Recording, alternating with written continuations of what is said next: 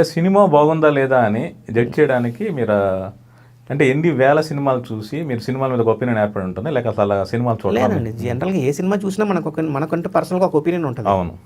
అందరు ఎవరికాలు మోసం చేసుకుంటారు. సినిమా బాగాలేకపోయినా చెప్పరు, ఎందుకంటే వాళ్ళు డబ్బులు ఇరేమో, వాళ్ళ దగ్గర బ్యాడ్ అవుతామేమో అని అనుకుంటారు. మనకు అనిపించింది, మేము ఫస్ట్ ఎడిటర్ అన్న అతను ఫస్ట్ సినిమా చూసేది మేమే. మేము డైరెక్ట్గా ఓపెన్ అయిపోతే బెటర్ కదా అని మేము ఓపెన్ అవుతాం. అదే నాకు ఫిక్సింగ్ అని నా ఫీలింగ్.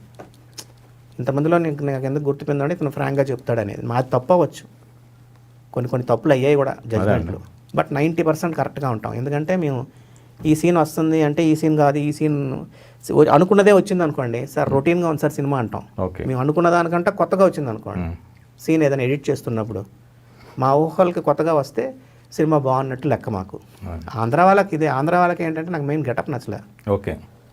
ఆయనే ఇంకొక ఎన్టీఆర్ కూడా యంగ్ బాయ్ని తీసుకెళ్ళి ఆ క్యారెక్టర్ వేయడం, అంత పెద్ద క్యారెక్టర్ చేయడం నాకు నచ్చలేదు. ఎందుకో నాకు కనెక్ట్ అవ్వలేకపోయాను. కాబట్టి ఇలా ఉంటాయండి. సూపర్ అన్నారు, సూపర్ కూడా నచ్చలేదని చెప్పాను ఆయనకి. నాగార్జున గారు అడిగారు అదేంటి అని అన్నారు. లేదు సార్ మిమ్మల్ని అందంగా చూసాం సార్, మీ హ్యార్ గీర్ నాకు నచ్చలేదు సార్ అన్న. ప్లస్ లేదు చాలా కాస్ట్లీ సినిమా అని డైరెక్టర్ గారు చెప్పారు. ఒక్కొక్క బైక్ 3 లక్షలు పెట్టి 30 లక్షలు పెట్టి తీసాను చేజులని. సార్ చేజుల్లో హీరో క్లోజ్ షాట్ లైక్ హెల్మెట్లు వేసేస్తే అది డూప్ చేసినట్టు ఉంది సార్, నాకు నాగార్జున గారు చేసినట్టు ఎలా ఉంటుంది సార్ నాకు.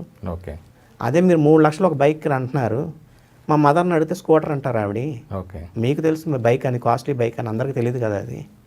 ఇలాంటి డిస్కషన్లు ఉంటాయండి జనరల్. కాబట్టి అవి కొంతమంది పాజిటివ్గా తీసుకుంటారు, కొంతమంది ఇతనేంటి మనం కష్టపడి రాసాం, ఇతనేంటి క్రిటిసైజ్ చేయడం అని అనుకుంటారు.